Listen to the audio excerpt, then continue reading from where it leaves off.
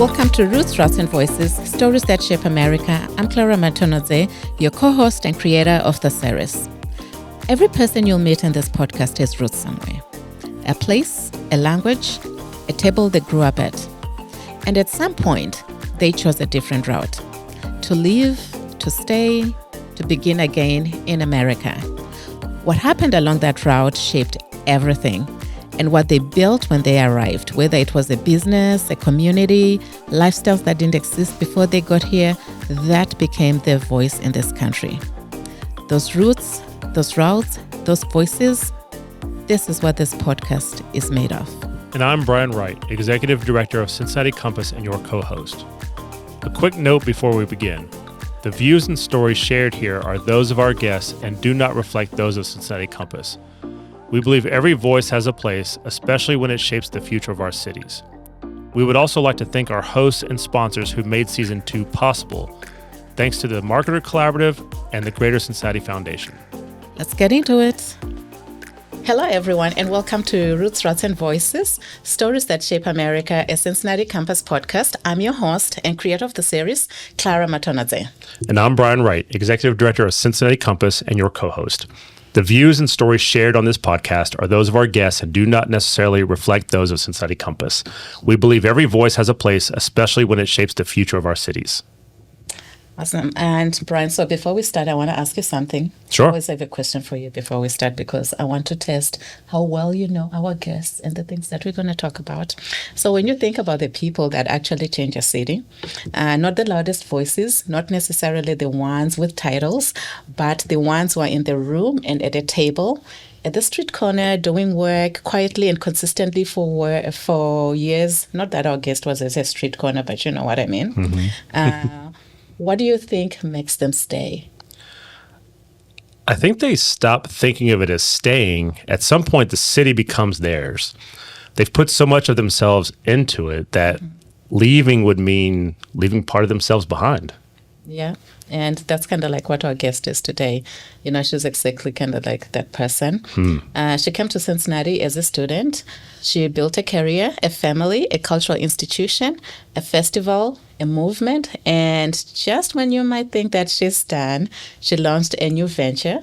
And she's not quite finished with the city. And I would argue that Cincinnati is also probably not finished with her, don't you think? I would agree with you. Yeah. I do know a few things about Felicity, but I'm also excited to learn more. Mm-hmm. So Felicity spent more than 20 years at some of Cincinnati's most recognized institutions, including more than 4 years as a senior leader at the Greater Cincinnati Foundation.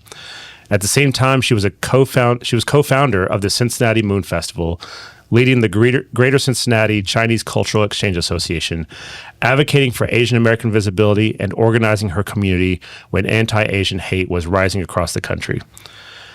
Hamilton County even proclaimed May 27th Felicity Tao Day. And also Cincinnati Compass has named her as a Community Leader Award recipient. Oh, you did, huh? Yes. That's amazing. And now she's co-founded daoflo, and there's a really cool story behind the name daoflo that I just learned.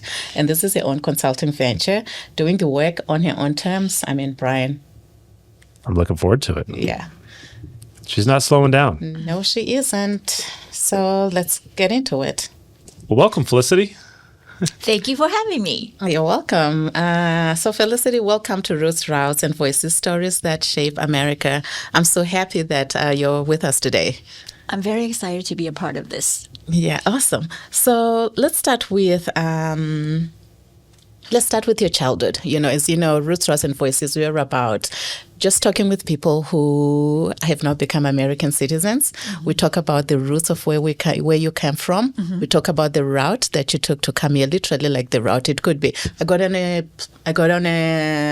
train and headed to Mumbai and then did this, you know, but we're talking also about metaphorically, like how that process of becoming and then ultimately the voice that you have now that you have become a fully fledged member of your adopted home. You know, you're now an American citizen. So really that arc that's taking you from the roots of where you come from up to the voice that you now have. So we're really happy to have you. Let's talk about the roots. Mm-hmm. growing up in China, tell us more about that. What was that like? What are some of the earliest memories that you have of growing up in China? Sure. I grew up in a town called Wuxi. It's a very old historical town. It's an hour away from Shanghai. So that's sort of the Yangtze River Delta area. And one memory came up was in summertime. My family would have dinner in our open front yard. And we would have neighbors visiting us, and we would just invite them to join us if we were having a special dish. And they would just have a conversation with us right there. It's very much a community where I grew up, and the neighbors were extended family, never strangers. We see them every day, and they join our daily life conversation every day. So that's a very fond memory for me. Another thing is my memory of having dinner with my family, and again, like family dinner time was one of my fondest memories. My entire family loved food, loved cooking, and, I was definitely influenced by my parents and my grandma, who lived with us until she passed at 99 years old. I inherited a lot of family recipes from them, and it is important for me to have dinner with my family now every day. That's sort of the tradition I carried on. Yeah. What were some of the meals that you would eat? Like, like to walk us through like a typical meal that you had in your childhood and maybe now at a dinner table with your family. Yeah, absolutely. So my braised pork belly. I think that's a known recipe among my friends and family. My parents, and this is a very well-known dish in China, across China, but different regions have their own variations. And my parents, both sides of the family, claim to make the best braised pork. And I think I got the best recipes from both sides and kind of twisted and made my own version. And one thing I'm very, very excited about is that my older son kind of reinvented that recipe by himself as well. And when he was away at college, he made that dish for his friends for Chinese New Year. Oh, so I love it. Yeah. That's a great way to continue the tradition and such. And so thinking about who was cooking, who was preparing the food. And so it sounds like you had a lot of family dinners together. There was a lot of time with community and neighbors, but who was preparing the food? And were you around them? And so were they teaching you to cook, or were you like, nope, get out of the kitchen. This is where the adults are. It's like, how was that? Yeah, that's absolutely right, that it's an entire family affair, I would say, because everybody in my family cooks, and they're all amazing cooks. Like my parents, my grandma, my brother, actually, who opened restaurants in his lifetime, like throughout his career. He actually inherited lots of family recipes. And my sister-in-law, when she joined our family, she didn't know how to cook very much, but she became a fantastic cook these days. Yeah. Like she cooks fantastic meals as well. So it's a family affair. And I didn't cook very much because, there was no position for me in the kitchen because everybody was cooking. And I left home to go to boarding school when I was in high school. So I was fairly young when I left our home. How old were you? 15. 15. Okay. Yeah, I went to boarding school. But the image of everybody working in the kitchen together as a family was deeply engaged in my brain. Like that's such an important part of family life. Yes. Did you travel far away for boarding school? Back then, it took about 2 hours from my home to the boarding school. But these days, because the infrastructure is so much better, it took maybe 45 minutes by car. I'm curious what boarding school was like in China. Oh, I had the best time in the boarding school, actually. Yeah, it was very difficult for me in the very beginning because I was very, very attached to my parents and my family and my brother, who's 7 years older than me. And I cried for a month when I first left home. to stay in the boarding school, but I made so many good friends there. It's a very structured system. Like, you know, you have curfew, you get up at 6:30 every morning, you do exercise together, you study a lot together. But it was a wonderful time because the teachers and staff and the students are wonderful, wonderful people. Yeah. And I made some lifetime friends there. I still keep close touch with my head counselor and my language arts teacher. Oh, wow. And my best friend who sits behind me. We talk to each other every day almost. Yeah, wonderful. I'm curious about, so I was watching a PBS documentary on Xi Jinping and the boarding school that he went when he was growing up. And I'm wondering if it was anything similar in terms of, it talked about how in some ways this boarding school that he was at was part of, it was in, first of all, it was like in rural China. So was your boarding school in rural China or was it kind of in rural China? Yeah. And it talks, and I don't know how accurate it is, but it talks about an indoctrination, and maybe indoctrination is not the word, right? It depends on who's telling the story. But just on a focus on Chinese knowledge and history and maybe the body politic. And there was just a lot of focus on that and his education. Yeah, sure. And on that. So I'm wondering if that was like a similar experience or was this more secular? Because the way they made it sound is like it was very much... Well, first of all, let me say, President Xi is a lot older than me. So, and, you know, there's a huge times. gap. Different times in different culture. Like social settings, I think, has been evolving very fast in China. Another thing I want to mention is, in my time at least, and I think it's pretty common still, boarding schools are typically elite schools. And they're like college prep schools. So they pick the best students and they put them together and they give them very structured learning process. And about indoctrination, you know, definitely we learn about the political system and we definitely learn about why the Chinese Communist Party is a legitimate party for the country and how it governs. And, you know, we need to be loyal to the party and to the country. For sure. That's part of the education. But, you know, I know also for a fact that a lot of students don't pay attention to that kind of teaching. It's just like, oh, it's required and it's politics. And we were young. We were not so interested in politics, and we don't have an active role in participating in politics, and even our parents. So it's like staying at this talking theoretical level. You don't have like experience with the political system very much. It's not a democracy. So how do you participate? So yes, learning intellectual exposure, you know, to the system and politics is definitely a thing, but I don't think students were hugely influenced or like who It's like my child here who tells me like, Mom, I'm studying government. And I'm like, yeah, what are you learning? And he's like, nothing. And I'm like, really? How are you not interested in learning government and understanding how your government works? Exactly. And it's just like whatever I need to do to pass that class and I'm moving on. Yeah. And so I can see that. My K-12 education, I will actually say the Chinese students had a much better education about the world.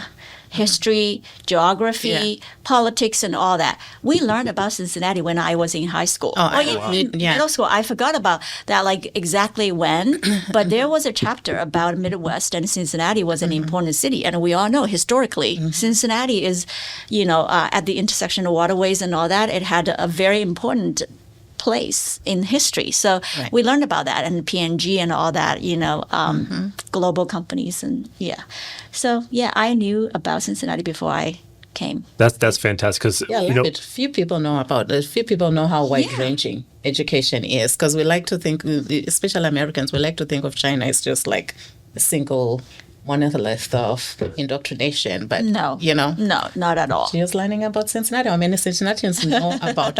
Is it Wuxi where you grew up? Wuxi, I don't think people heard about Wuxi here. I think that's Yeah, so often we think like, well, how do people arrive? And because we always want, curious how people end up in Cincinnati, and we'll get to that. And it's either, but how do you hear about Cincinnati? And sometimes it's either through a family member or friend who has already had some interaction. It's a recruiter from a university or a company, or they came here through like a refugee resettlement process, right? So it's rarely because they were just passively. It was on in a part of a curriculum of a educational program at school, right? Yeah, so that's interesting. I really like that. And we're talking about, and we'll get into your education and coming here to the U.S. to study. But I'm curious about, we're talking about formal education, but when you were younger, what did your family teach you about work and community and responsibility? So what are you learning? You have your formal education, but what are you learning outside? And were those lessons spoken out loud? Were they something you just kind of absorbed over time? Yeah. My parents were very, very hardworking people. They were very dedicated to the family. And again, that's part of the culture. And it is sort of a very standard expectation of individuals being hard workers. Like, you're responsible for your life, you're responsible for your family. So it spoke out very loud to me early on. Like, this is the standard. You work hard and you do the best you can. So I definitely see that in my family. And in my mom especially, she was a very active member of the community. So she was this accountant for the township we were in, and she was always known for her excellent work. She didn't go to college, but she was really good at math, and that's a stereotype, but she does good, very, very good with numbers. And she was a go-to person when our neighbors or people who know her, they had issues, they wanted to find a solution, or the community had an issue. So she was sort of the go-to person that people would go and seek help and advice and all that. And I saw that. So our family was very much part of the community, and that taught me, like, this is a given. Like, you should be an active member of the community. Like model the behavior. You're modeling the behavior. And that's like natural. It's not like contrived or forced on or anything. This is how you live your life. And my mom didn't like choose to step in that road, but because of her personality, skills, experience, like she naturally stepped into that role, and people trusted her. So people would come to her knowing that she will be on their side, supporting them, helping them, whatever it takes. So she's very much trusted in the community. So how did you walk us through, Felicity, the process now of you having America on your radar? How did that happen? America on my radar? Yeah. So when I grew up, and in my generation, when I was in undergrad school in Beijing, and I went to Foreign Affairs University, and it was a university affiliated with the foreign services back then. It's meant to train diplomats for China. Okay, and most of our professors, and if you think about that, I also kind of was surprised by the audacity and boldness and openness of the Chinese government back then, because they invited professors from the UK and the US to teach the students. And knowing that we will be influenced by the Western culture, political system. And I was going to say that was very strategic and very vision focused. But they want their diplomats to know about the world and how Western political systems are run. So, and coming to the US for higher education, like secondary graduate studies, was very popular in my generation. So I was kind of influenced by the fellow students who took a GRE or, GMAT to come to this country for graduate studies. And I was like, I wasn't thinking this was the way for my life. It's just my boyfriend back then, now my husband, he was taking the exam. I'm like, okay, I will tag along. He was going to a class for that. And I didn't pay for my graduate study prep work at all. But, I did all the kind of prep work with him. And that's how we ended up here. So after working in China for 2-3 years, and we were like applying to graduate schools here, and we were both accepted with full scholarships. So there was no excuse for us not to come to, coming. Yeah, and because the U.S. was known for like high quality, high education back then. So that's like the go-to place. So U.S. was a top pick, and then U.K. and Australia and other countries. And you chose the U.S. When you all were applying, were you applying to the same schools or just the same country and kind of just see what happens as far as? Yeah, we were applying to the same country. We only applied to the U.S. and we applied to different schools because our interest was different. So my husband was an American history major. He was a PhD candidate for that, and I took a job as a journalist out of college. I loved it. I wanted to be a journalist. That's why I applied to journalism school. And journalists had like such a high social status, like the fourth power, right? And like we were inspired by all those like great international journalists like in war zones. Christian Amanpour. Exactly. Like checking the power of the powerful, like, the politicians and, businesses and all that. Like it was a very noble job. And I had a taste of that like for a couple of years in China, and I loved it. And I absolutely had an interest, and I still have an interest in people. I'm very curious in people, cultures, history, society, like how everything is run. I feel like it's a great way to extend my life experience, knowing about another person, their experience, a different place, a different culture. So, it never goes away. Once a journalist goes, that's how I feel about me. I'm like, this whole thing, like I'm living my best life doing this podcast with Brian. Exactly. I feel the same, Clara.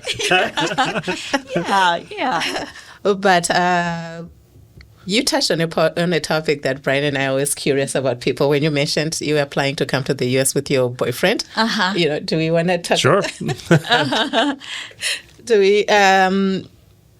Let's talk about dating in general, because I think earlier that's what we're kind of talking about. Like, were you allowed to date? And I'm sorry, I'm taking us back to your roots, but I feel like this is always we love to talk about this topic. People love to hear about it. Yeah. Like, were you allowed to date when you were growing up? At what age did you start dating your boyfriend? So before college, in my generation at least, you were not allowed to date. That means a lot of danger. Like you might derail your life because so no dating until college. Right. Exactly. Yeah. So then once we entered college, everybody started dating. Like, can't wait anymore now. Like we could date. I've been waiting. Exactly. So my husband is actually my first date. So yes. So and him, are you also like his first girlfriend? I don't think so. Well, no, I think like back in high school, and this is biology, and like you absolutely would have crush on somebody. On somebody, even in elementary school, high school, whatever it is. So you have some close boyfriends or girlfriends, and you have a special feeling for them, right? That's fine. But if as long as you're not officially dating, you're fine. You can have close friendships with someone special. Yeah. I wrote letters with this boy from middle school. He went to another elite high school, boarding school as well, because I was in another school, and we wrote letters, and those letters are very plain letters. Just what's your day like? Not romantic letters. So this is another boy, not your current husband, or no, not my husband. Okay. I got to know my husband in college. Okay. I absolutely had a crush on a few people before my husband, but just didn't date officially. So when you were at university, and so you talked about different like academic interests, and those you were looking for different graduate programs coming to the U.S. Just think about how a university in China is structured. Is it so? I mean, you met at university, so my assumption is like you got your government affairs and journalism over here. You've got your engineers over here, but it seems like there was opportunities to interact with students with all majors and pursuits. So how did you all meet? Yeah, we went to this very elite, very small liberal arts school.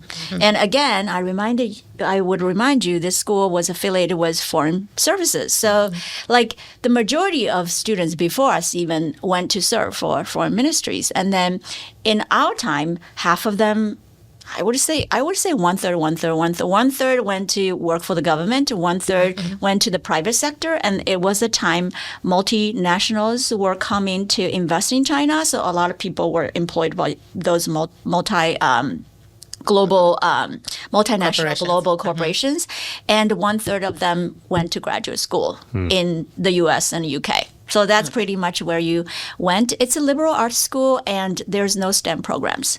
I see. At all. It's a very small school, including PhD student. We're talking about less than 1,000 students.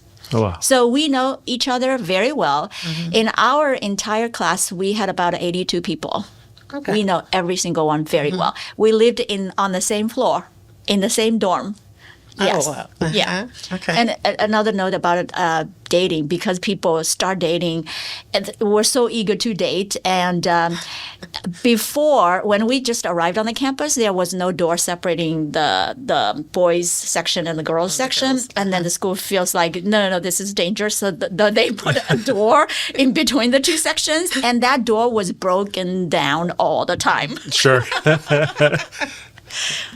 When you have an opportunity, you got to break down the door, right? That's right. Yeah, exactly. I love that. All right. So before you left China, so we figured. So you met your boyfriend in college, and then you guys subsequently started the process of coming to the U.S. together, which you successfully did, right? So before you left China, what did you imagine America would be like? What did you think life here would feel like? Okay, so I think we talked about indoctrination and propaganda. I can tell you we learned about the U.S. through propaganda. Yeah. Not necessarily Chinese propaganda. And as I said, because we were very good students, we were informed, we were well educated, so we know when people try to indoctrinate you. Right. That's propaganda. And the Chinese government, its negative painting about the Western society was kind of largely ignored, unless you were not very well informed or educated. But that's the same in every country, right? Right. So, yeah. but the propaganda I'm talking about, American propaganda, we listen to Voice of America to learn English. And we watched Voice of America was such a big part of me growing up too. Voice of America. Voice of America. So that's a soft power. That's ideology. Dissemination. Said now, but yeah. And it's Hollywood movies. We watched enough Hollywood movies to kind of imagine this is the kind of life in America. Yeah. So that's our. So that was your imagination of what America exactly. is. Yeah, not very real, but And then you come here, what was the first thing that maybe confronted you with, this is not what I thought? Yeah. Because I was telling Brian earlier, with me, I remember I came through Philadelphia, and the very first thing because again, that indoctrination, what you're looking at, for some reason, you're literally thinking of a land of milk and honey, full of peace and glamour. Sure. That is the association that's in in your head. Yeah. And I remember distinctly flying down, as the plane was touching, was starting to descend in Philadelphia. Yeah. And all I remember were trees everywhere, which in my head was not what I associate glitz and glamour to be. Yeah. But so I'm thinking, what rural area have we come? have we come to? Yeah. So what was that for you? Similar experience, and again, we thought that America was the beacon of democracy, where civil liberty, human rights, equal rights, and all those noble ideals were upheld, and also a land of opportunity where American dream was possible for everyone if you work hard enough. And when I first arrived, so we spent a week with friends in San Francisco. And then we flew to Chicago. And from Chicago to Champaign-Urbana, we were on a small plane of 16 people. Wow. And my husband and I were asked to sit in the front to balance that plane. And that was really scary. I was never on a plane of 16 people. Yeah, that is a really small plane. Yeah. And we descended in a cornfield. So I say I grew up in rural area in Wuxi But Wuxi now has like 6 million people. Back then, maybe 3 to 4 million people. Like we see people everywhere. And when you descend, you see nobody. It's cornfield, right? So, and I couldn't, like, I was a little surprised, like how rural America was. And the college town could be just like built out of nowhere. Yeah. And that's like purely a college town. So that's a little surprising to me. That's so interesting thinking about like scale.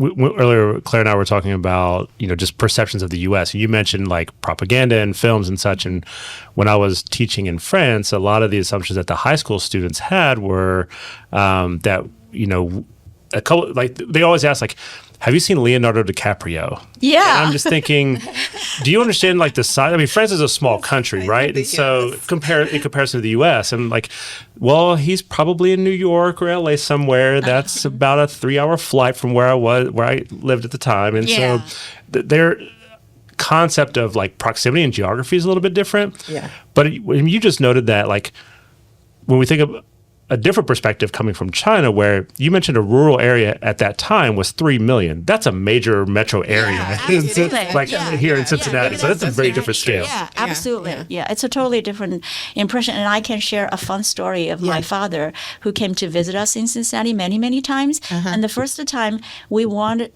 him to see a fancy neighborhood in Cincinnati, and we went to Indian Hills, of course. And he was looking at the neighborhood, and it's like hills and very like a long driveway and a little bit of rural feel as well. And he asked, who wants to live here? So there's like no proximity to your neighbors, and there's no like social life. It just feels very lonely. That's right. Very lonely and like very much like by yourself type of like, and he's like, who wants to live here? And you're like, everyone in Cincinnati. Yeah. Chinese want to live in the busiest area of the city. Being around people, hustle, bustle. Yeah. Interesting. So when you were thinking, after you landed the plane in the cornfields and, you landed, so after your first few months and you're it sounds like Urbana-Champaign, and not just the first few months, but maybe the first few years, like what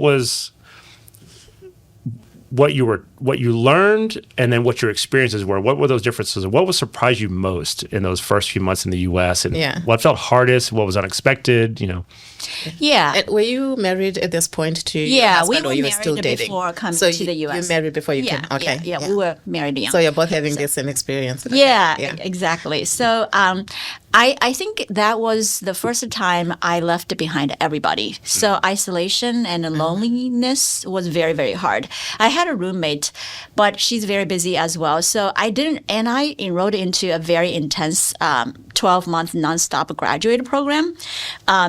So I didn't have a lot of social time other than like sitting in the same class with my classmates and all that. So and I had the first taste of being a minority person because I was talking to a Chinese student on the bus, and somebody told us to stop speaking Chinese. Oh. Yes. And that also was very surprising to me because if you think about a lot of countries, people speak multiple languages. Yeah. Right.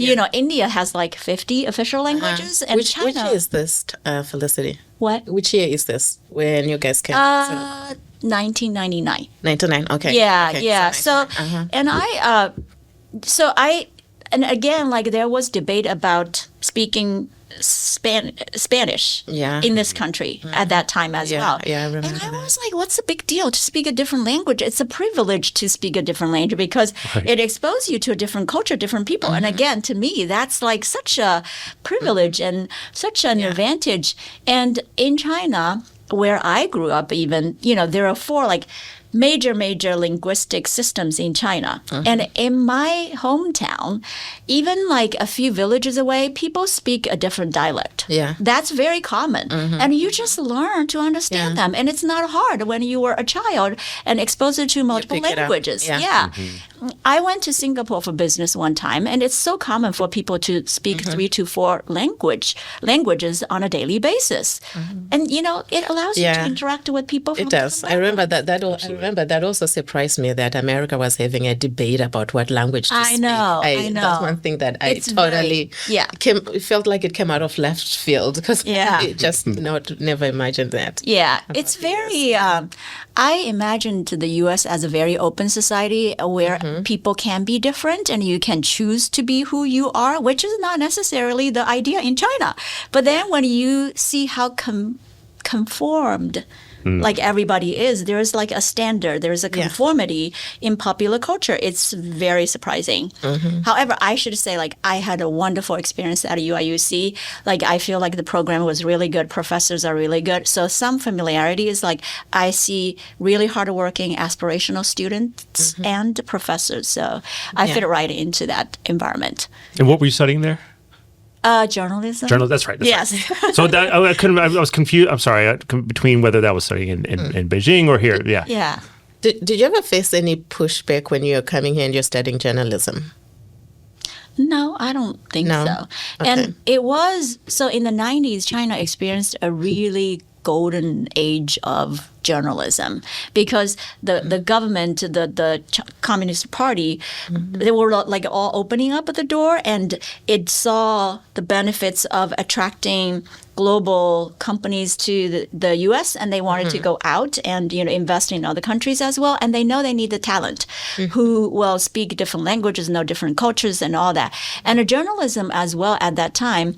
The government allowed a certain freedom for you to do free press. I always said, and my colleagues would agree that we had the best of time in the 90s and early 20s. So it was like a very, again, noble profession to get into. And, I wanted to know more about the profession and learn the Western principles even, because that's like what we looked up to.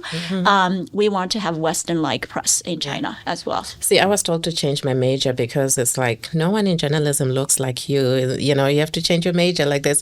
And in 99, when I came here, honestly, you look around and you're like, that's kind of true. So I changed my major. But anyway. And that's what makes it so hard to be the first, right? Yeah. And that's what we want, so people can see themselves reflected. So the next person that comes up says, hey, I see Clara. I can do this too. Yeah. But it's true though. After I graduated and joined my husband in Cincinnati, I don't think local media would hire an immigrant or somebody who speaks English with an accent because you're an outsider. And there's the whole work visa, green card application process. I don't think media outlets back then would qualify was savvy enough to understand. Sponsor. Yeah. So let's talk about. How did you guys eventually land in Cincinnati after Chicago? Yeah. So my husband came to University of Cincinnati for a PhD program. Okay. He was majored in American history. So that would take a lot of time, many, many years to complete. As Brian probably knew, you had a PhD program degree as well, right? Yes. So Take some time. I finished my... I'm still traumatized by it. Exactly. I finished my degree in 12, 14 months-ish. I joined my husband in the summer of 2000 because, again, UIUC sits in cornfield. There were not like many opportunities, and also because my husband was here, so that's where my family was. So I moved to Cincinnati, and the main goal was to have a temporary stay and wait for him to graduate, and then we would move back to China. So that's how I landed in Cincinnati. But I wasn't sitting around, so I applied to some jobs, and the closest job opportunities I could qualify and people would hire me was marketing communications, and that's how I entered marketing communications. Got it. Amazing. So let's go through the arc of, so you're doing marketing communication. What was that arc of you probably feeling like, hey, this could be home. We can probably stay, because all this time you're thinking like you're going to go back to China, right? Yeah. So how was that process of realizing like, oh, you know what, maybe we're not going to go back. Let's make Cincinnati home. Yeah. So my friends and family all know immigration wasn't my idea. It was my husband's idea. And again, I think back then he still held these ideas of U.S. being a democracy where everybody could thrive, the right political system, the right economic system. Right. But to me, home was where my loved ones were. So I was very attached to my family. I had many, many cousins. I was the youngest among many, and I was indulged by everyone. So I wanted to go back to my family. So it took me many, many years to feel home here, honestly. So I think it was when we bought our first home in Westchester, and I had my second son, my younger son, in 2006. I feel like, now we have a family, we have a home, I have a career, my husband has a career. Like, I started feeling like this is home. Yeah. Can you recall a specific moment, or maybe like a moment? It could be maybe private or public, that you can share, that when you actually started that feeling of I do belong here. Let me see what I can do with the community. Because I know also, being an immigrant, like, a lot of time is spent in this place of limbo, where you're thinking like, when I go back home, and then at something happens, or where you realize, like, you know what? Yeah. This is home. Let me dig into the community. Yeah. Because this is home now. Yeah. Do you recall? I do. Like I do. I you went share? through my memory lane, and this moment came up.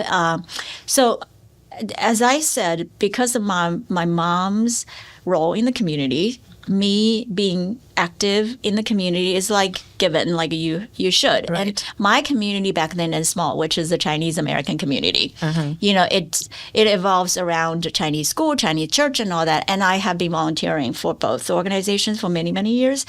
But in 2016, 17-ish, Jason Dunn, who was the senior group VP at Cincinnati Convention and Visitors Bureau, reached out and asked if we were willing to partner with him to establish this festival.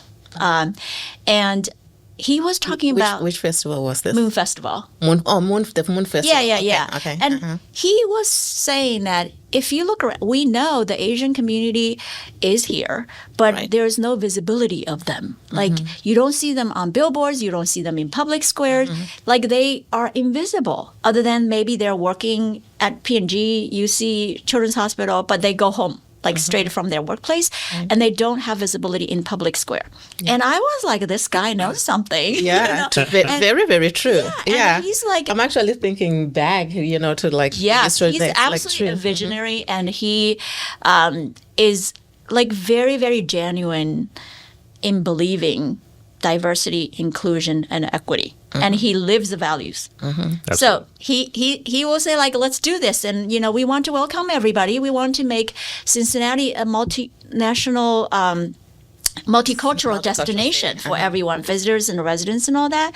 And I was like, this guy does believe in this, and he wants to do something about it. So I was very impressed. And then I was like, yeah, maybe our voice matters here. And rightfully so. We call it this place home. Why shouldn't we have a voice? So that's when, like, that's the moment, like, we should have a voice in the community, not just like working to support the community behind the scene quietly, as many, many Asians are.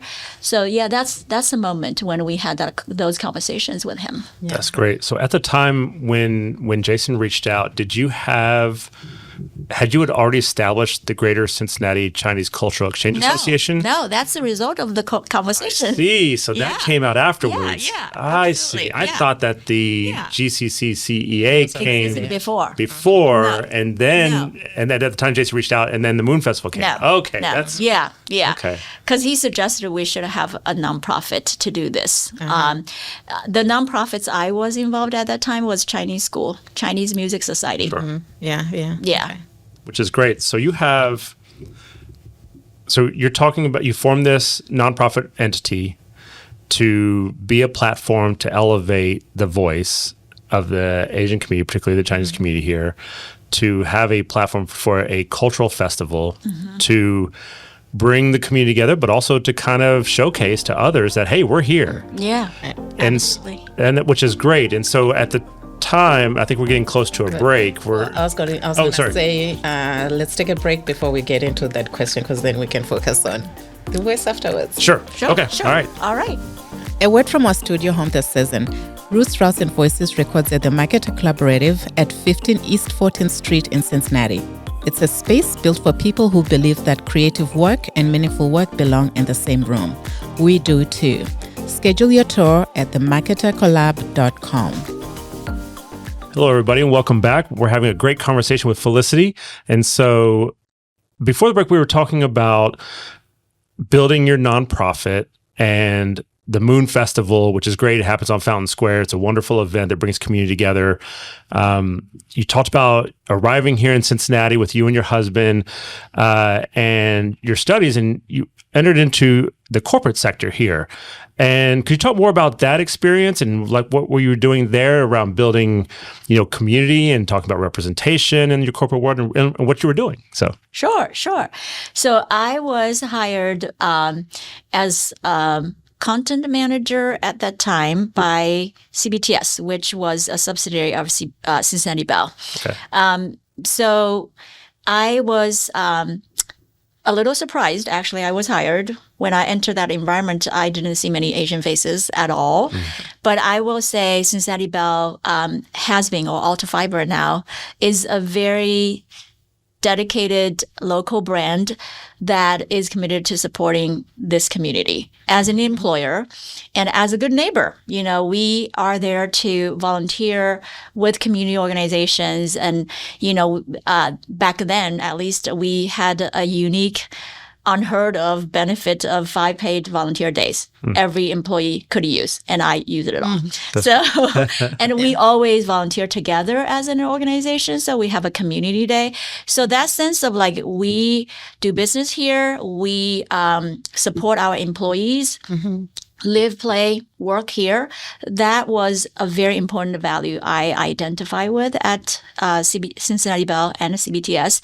And then, we acquired Hawaii Telecom in 2017 and Onyx Enterprise Solutions in Toronto, Canada in 2017 as well. And that's when our employees' demographics changed significantly. Now you are dealing with lots of AAPI employees and a global metropolis in Toronto where you see a lot of diversity. Sure. And, and at that time, we also started, creating ERGs. And I absolutely took the opportunity. I'm like, this is the opportunity to give voice, visibility to the employee resource groups. Yeah, to the Asian American and Pacific Islander employees across locations. So our ERG actually connected all these employees across these locations, making sure they feel belong and they see themselves represented in the company. So I'm very proud of the work I did at Cincinnati Bell and also the support from the leadership team. We would have all staff call, thousands of people on the call across these locations, learning about Asian American and Pacific Island cultures and the needs of our employees, the voices of our employees. So that was a great experience I had at Cincinnati Bell. And I felt like the culture. Were you leading this, or was it I HR? started the ERG group and I was leading all those activities. Yeah, we had a storytelling series of all these employees across the locations as well. And employees really appreciate these opportunities. Like they feel seen, heard, and they have a seat at the table, right? So I think this is really important. And as local companies think about expansion to be regional, national, international companies, it is just very important to understand that your customers, your employees will be diverse, and you need to invest in supporting diverse workforces. Absolutely. Yeah, I think, and even for synergy, because I can imagine a big company, most of the time people are just working. You don't really understand what your coworker does. Yeah, right. In their home, in their spare time, and especially if you're multicultural. Right. I think there's a lot of not wanting to say the wrong thing, so people just choose to not communicate very well. But then you're giving them an opportunity to say, okay, let's learn about so-and-so who's from this ethnic group or this country, and they have an opportunity to talk, and that definitely breaks the ice. Yeah. And one thing I appreciate the ERGs at Cincinnati Bell back then was it was open, like every ERG was open to everyone. It's not tied to a specific demographic identity, ethnic identity. So it is a great opportunity to learn about people different from you. I was part of the Black ERG. I was part of the women's group as well. So I learned a lot with those groups. Yeah. And for other people to even learn about what is the dominant culture, what do people do? What do also what does a person like Brian, who's a basic white guy? Yeah. And you spend what 8 hours. What do you do during the weekends, Right. You spend 8 hours a day with your colleagues. That's a lot of time. Yeah. A lot of time that you don't even spend with your family and friends. So it's really important for people to feel comfortable. I think you hit on a really good point too. I think, we know that Cincinnati's growing has in a way been a destination for global talent. And I think for us to continue down that path and to continue to expand as such, I think you're right to have, it's really important for employers to have ERG groups, like you mentioned, so people can be seen and heard and valued. And because I think people want to share part of their culture with each other. They do. Yeah. And they want to listen and learn and share, like, we're not a monolith. We have diverse views and ideas. We come from different linguistic backgrounds and religious backgrounds. And I think it's also great, too, that volunteer piece, too, to get out in the community and serve the community. And so I just hear these stories you're talking about how you talk about, even from growing up around, you talk about food, you talk about neighbors and building relationships with your neighbors and community. And we're seeing this developed in the nonprofit world that you've done, also in the in the corporate sector as well. Are there other, like, after you left Alta Fiber, were there other ERG groups that you formed or were a part of? Yeah, I was part of the AAPI ERG group at GCF. Okay. But I don't think it's called AAPI. It's actually the non-Black ERG group because it's a small Nexus? Yes, Nexus. Okay. Yeah. Because it's a small organization and there are not many AAPI employees there. So we kind of grouped the other non-Black minority employees together in one group. But I think large or small, I think having those kind of groups together so people can learn about each other, like you just saying, Claire, it kind of builds relationships. Yeah. It does, yeah. Let's talk about 2021. So it's like anti-Asian hate was rising across the country. I understand you organized a rally here in Cincinnati. What compelled you to do that? What was it like to stand up in a moment like that? For this city that has, Cincinnati has a lot of history, whether it was the 2000 riot, what do you call them? Race riots, and just a whole lot of activism. So what was it like to stand up in that moment in this particular city? Yeah. So that was in 2021. It was triggered by the killings of 6 Asian women in Atlanta. Yeah. And there was like a national outcry. There was lots of discussion about what has happened. And there was lots of fear in my community here in Cincinnati. And you heard people talk about that. People were frustrated and angry and in fear. Yeah. So, and a lot of us, that's also when we learned that, a lot of the hate that we assume was targeted towards only Black people. Yeah. Like at least for me, this really surprised me. Like a lot of hate is also targeted towards Asian Americans. Yeah. And we are called the permanent aliens. That's just a thing that because we look differently, we are not Black or white. A lot of people would think Black and white are the people of this land. But Asians are not. And they don't know much about Asian history. Like arrived in this country in 1500s. Like we had a long history in this country, but people, again, the invisibility part, and we are a small minority. So I think I heard so many discussions, frustrations and anger and fear in the community. And we thought it was an opportunity to provide a platform for people to come together to heal, first of all, and to claim a place in this area, like this is home to them, and they need to feel safe. And they have a voice, and they have a platform to be heard and be seen. So that was the original thought, and we thought, we should come together. And GCCCEA worked with another organization, and we quickly assembled about 25 to 30 local community organizations, and who just responded very quickly and positively say, we're with you. And that's really important. And that gave me a sense of hope, and give our community a sense of hope that we will stand with you in solidarity in this kind of moment. And also civic leaders, government officials, and all that. So that's the moment, and what give us the hope was, we do have a community here, and if we need it, we can reach out, and people, would step up. The pain I saw in this process was, we had a 2-hour program, maybe.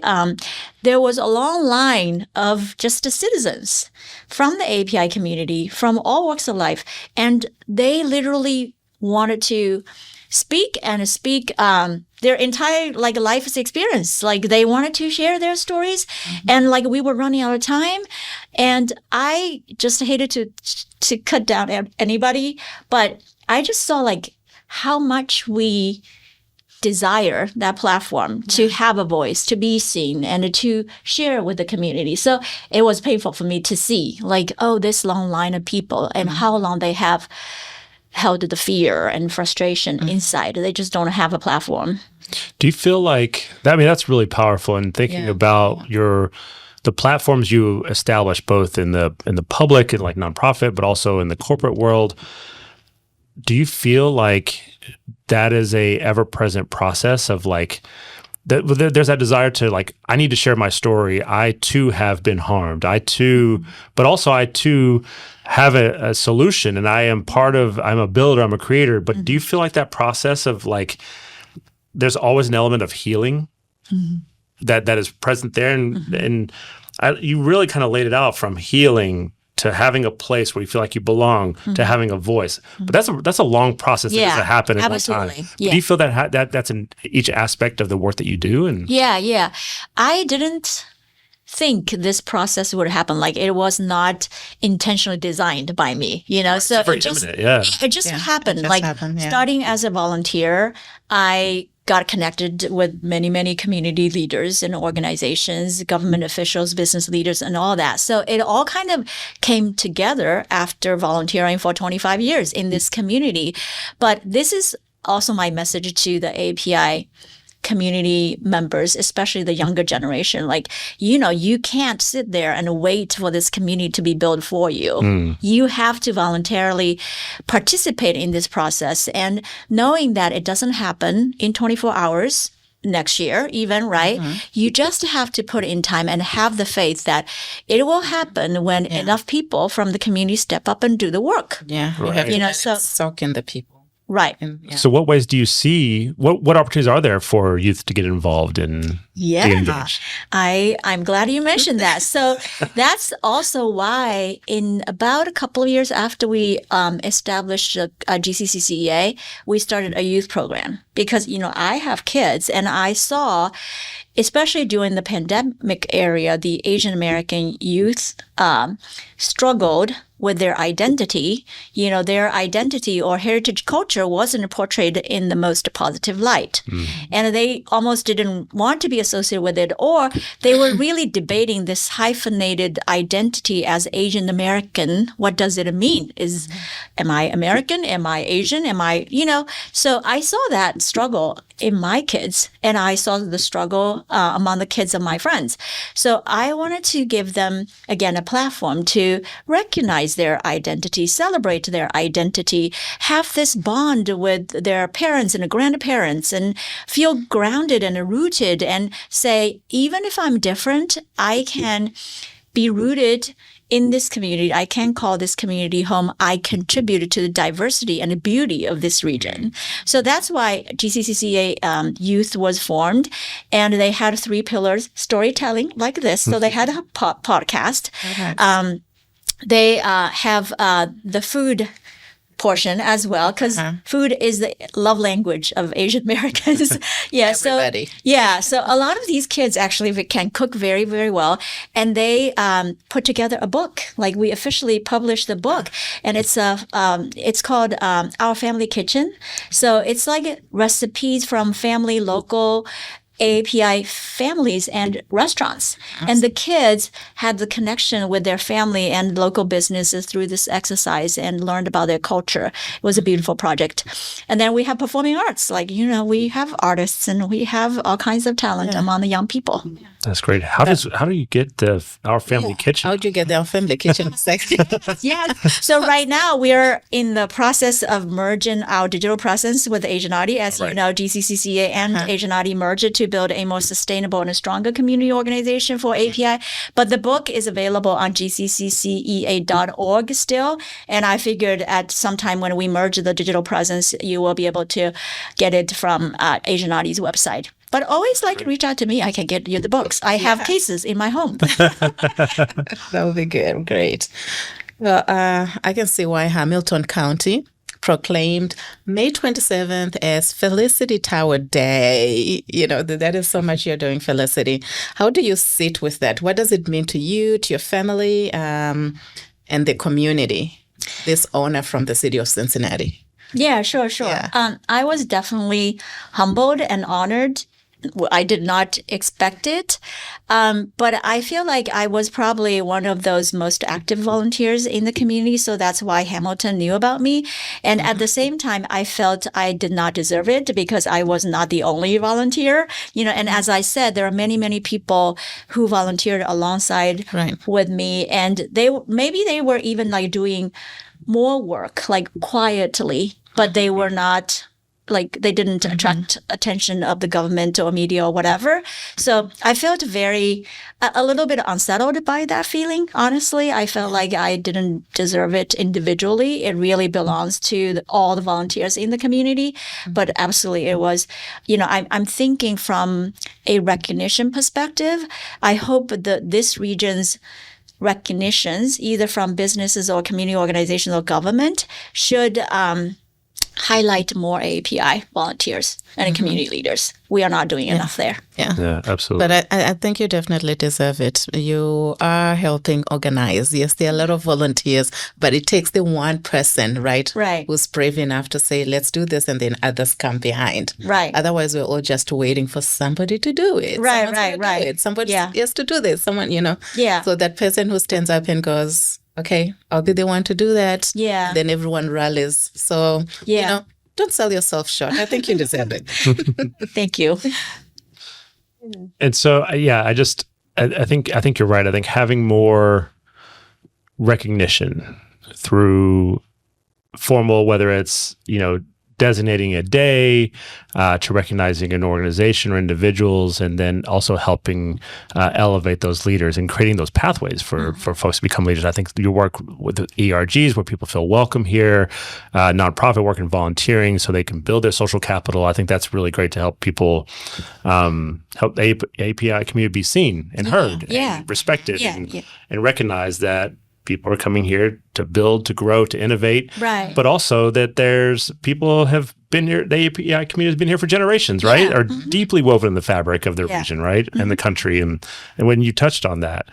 And so, and we are unfortunately coming close to time. So we got time for a couple more questions. Sure. And so thinking about, after you talked about your nonprofit work, you talked about some work in the corporate sector, and you mentioned GCF, and then afterwards that you leave. So what's going on now? So I co-founded a marketing communications agency with a partner who is actually a best friend from college. She lives in California. She's in the tech world, and we position our agency as an AI-powered marcom agency. And we definitely wanted to do work differently and to teach our clients to do work differently. when I was at GCF, and my partner also stepped away from her corporate job earlier last year. So we were at a life stage where we thought that we should build something on our own terms. And, we agreed there was a gap in the social sector that's often understaffed and under-resourced. Right. They don't necessarily have the same marketing technology, talent, capacity to do things that, big corporations can do. But, Right. it's just the difference of scale. They still need to do the same type of work, Yes. like brand management, marketing communications, and all that, right? Yeah. So that's where I feel like it's a different way for me to contribute to the community. And I always thought I was blessed and privileged to kind of combine my professional work with my personal passion. Like, especially with GCF, that was like I can see my work impact the community on a daily basis. And, the daoflo is, in a sense, my way to do the same thing. Yeah. Can you explain what daoflo means? Earlier I alluded to how cool the name is. So we draw inspiration from Taoism, the Chinese Asian philosophy of doing things the right way. The yin and the yang, the balanced way, the harmony, the honesty, the humility. So that's from Taoism, and flow is flow of Tao. So hopefully, like, our approach and our way of collaborating with our partners reflects that spirit. No, that's great. Right. So now when you're here at the home today, geographically, emotionally, spiritually, what does it mean to you? Yeah. So I think home, the definition of home never changed for me. I mentioned earlier, home is where my loved ones are. So, this is home because my loved ones are here, my husband and my sons. And family is important over the time because we adopted this place as our hometown now. Right. So it's important to have extended family. And I will say family are people you want in your life, and the people who want you in their lives. So I have family I will call, like Brian, my, family. And Chinese does not call family lightly. Okay. So, we are very critical people, but by the way, we tell our family members exactly family. what they need and all that. But like, we support our family no matter what, through thick and thin. And Jason Dunn, for example, is a family as well. He calls me, he's family. So we take family very seriously. And luckily, I found family members here throughout my time in Cincinnati. So this is home. I love it. That's wonderful, Felicity. And so you've talked about, you started talking about family and community, and you're ending talking about community and family. And it flows through everything that you do. And I think that you talked about, you're also critical as well, but that's important, right? You talked about the courage required to do this work. And so what do you hope that for your children, you talked about the youth, like what do you hope for the next generation of Asian American kids in the Cincinnati region? What do you hope, and broader community as well, because you work across different communities. Yeah. What do you hope the next generation inherits from your work? Not just what you built, but how you built it. Maybe it's physical, maybe it's more the values. Yeah. I feel my life is very enriched by my volunteer experience or community building experience. And I want the same richness for my children and other kids as well. So it does not pay bills per se, right? There is no financial gain or whatever in it. And you don't go into the work with the, idea of maybe you can gain something from it. But I will tell the kids, you gain tons to enrich your life, to have a full experience of possibilities, getting to know people, having deep, genuine relationships developed through this process. That's how you live life. Like, this is what happened to me. I'm a testimony of how rich my life could be. And it doesn't have anything to do with maybe my professional job specifically. Right. Everybody can be a volunteer. Everybody can be a community builder. And there's a lot of richness that you benefit from. I'm glad to learn that you're also here to have that talk with your sons, because that's a talk with my sons that we're always having, like volunteering, like, I'm not getting paid to do this. Why do I have to do this? Oh, yeah.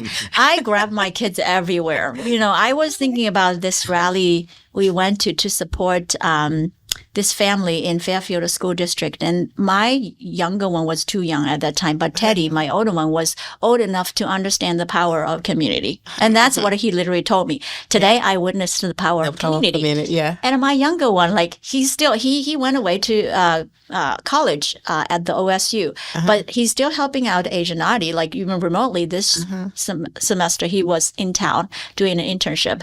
But, you know, he's doing volunteer work with Asianati. Mm-hmm. That's great. Wonderful.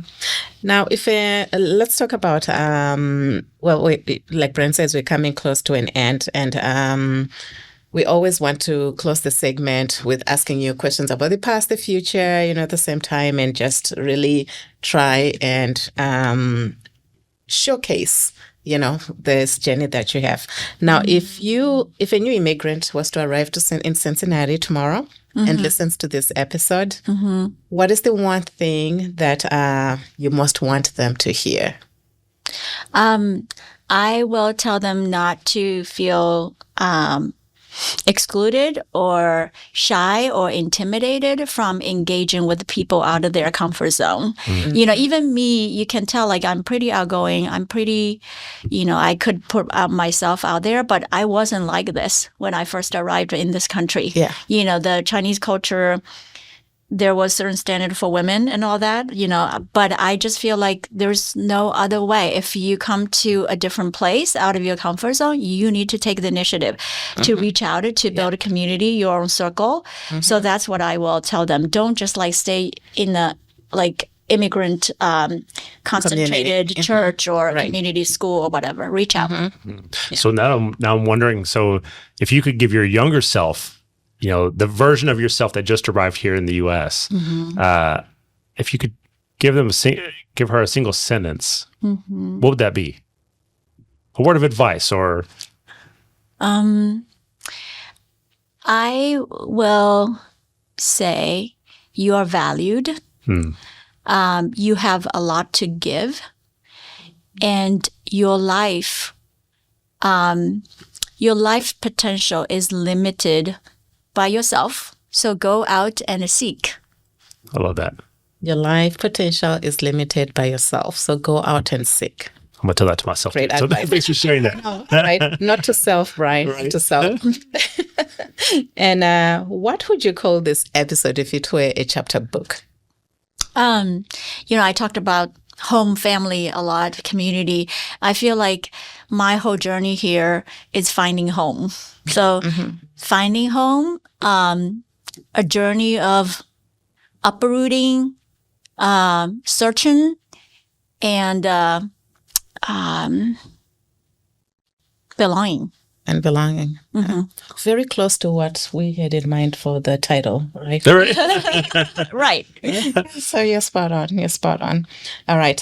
Do we have time for lightning round? Sure. This has been a really great conversation, and I just want to thank you for being here and taking the time to be here and sharing. This has been wonderful. So thank you so much for having me. Yeah. Do you want to start it? Sure. Okay. So the one person, mentor, or otherwise, who changed how you see yourself in this city? I would say Jason Dunn. Oh, you hear that, Jason? We have to make sure he listens. That's right. I'll make sure he listens. Yes. And a Chinese dish that every Cincinnatian needs to try before they leave this earth. Ooh, that's tough. I talked about my braised pork, and I understand not everyone It's fantastic, eats by the way. pork. The braised pork. Yeah. He's at my Chinese New Year party, so he knows. I will say I also took pride in acquiring my husband's recipes. He grew up in Guangzhou, which is by the sea. They have a lot of seafood. I will say steamed bass is something I want people. Steamed bass. Yeah. Okay. Now, I know we're on a lightning round, but can I ask a really stupid question? Sure. I love General Tso's chicken, and I know that is not That real. is not a Chinese. But is there anything that's remotely close to that in reality, or that's the total fabrication? It's actually something similar to a pork dish I had in A China. pork dish. Yeah, so it's like you dip pork in flour and you fried it, and then you add a flavor like the orange and a pineapple kind of flavor to it. I think that's the closest. What is it called? gu lao rou. Gula roll. Yeah. Okay. Is that available? So like a gu lao pork. Is that available anywhere locally? I don't think so. No? I don't think. But that's a pretty well-known dish in China. Okay. Yeah. I was going to say. Maybe find some gulao roe and some steamed bass. And some steamed bass. Okay. Sticking with food, geta or mooncake? Oh, that is a tricky thing. I just saw that for the first time. That's Yeah, or mooncake. That is not tricky at all. Have you had geta? No, actually, no. What is that? So it is it's a pork base with, I'm totally going to mess this up. And so it's delicious. It's fried. It's a very thin kind of pancake. Oh, okay. Kind of, but it's there's Good pork, it's good barley and wheat. that I Okay. So what It's a breakfast recipe- meat. What type of cuisine is that from? German. It is German. It is German, but it's similar. Like so, it wasn't from Germany, it, but it's from German immigrants here in the U.S. So it was Because I have this very good German friend. Well, his family has been here for generations, but he took me to a restaurant and we had it together. Definitely get it because I'm not a sweet person. I don't like mooncakes. Honestly, yeah. All right. So the moment you knew GCCEA was real, not just an idea. Oh, like we wanted to register a nonprofit. Yeah, it's happening. Sounds easy enough. And then what does your home smell like? I will say I always have flowers in the house. Oh, I love that. I'm a gardener, so right now it smells peonies. Ooh, Yeah, I that have is lots of peonies in my wonderful. Love backyard, that. and yeah, I was thinking like, what does home like when you feel like, oh, I feel food. home, or like, Oh, I was thinking exactly what you said. okay. Like April's at home. okay, yeah. My kitchen is very active, so you always smell food around dinner time. That's great. One word for you. One word for what you want to build next. You can cheat. that Pivoting. one. Pivoting. Yeah. Pivoting. Lovely, lovely. So, Felicity, I want to say thank you from the both of us. And this conversation has been really wonderful. Thank you. And it's exactly what we wanted, what we want all these conversations to be about, coming to a country, to a city that you don't know anything about, and you take it, you look at what it has to offer, you look at what you can offer, and you make it work, and, you build something from that. And we think that is beautiful. So I want to thank you so much for that and also for trusting us with your story. Yeah, and I want to thank you and Brian as well. And, Brian knows that, like, how important work he is doing and this safe place for us to share stories. I feel like our stories need to be told more broadly, for sure. Yeah. And I almost always inspired by my fellow community builders and volunteers. Like, you give me strength and support to carry on. Sometimes it can feel exhausting, So it's important that we are here sticking together and doing a better job for our community. Yeah. Yes. Well, I'm thankful for your time, for being here and talking with us. I'm thankful for your courage, for your leadership, and your resilience. So thank you so much. Thank you. Thanks so much, Felicity. And good luck in your pivot and with daoflo. Thank you so much. Thanks. And to everyone listening, if you have not yet looked up the Cincinnati Moon Festival or found Asian Natty or learned about daoflo, do that today. You can check it in the show notes and also go to CincinnatiCompass.org or email us, and we'll make sure you get connected with Felicity and also the many events that are happening around the region. There's so much being built in this region by people you need to know. Felicity Tao is one of them. So thank you and see you soon. Bye, everybody. Thank you for listening today. The voice you heard in this episode is one of thousands in this region. People whose roots run deep somewhere else and whose routes brought them here to this country. We are grateful they led us into their story. If today's conversation stayed with you, share it. Pass it to someone who needs to hear it. Leave a review. And if you carry a story of your own roots, your own routes, we want to hear from you. Reach out through CincinnatiCompass.org. You can find Roots, Routes and Voices on Apple Podcasts, Spotify, iHeartRadio, and wherever you listen. New episodes are rolling out now. Season 2 is made possible with the support of the Marketer Collaborative and the Greater Cincinnati Foundation. We are grateful for both partnerships. Cincinnati Compass connects people to opportunity and builds a more inclusive region. Learn more at cincinnaticompass.org. Until next time. Keep telling your story.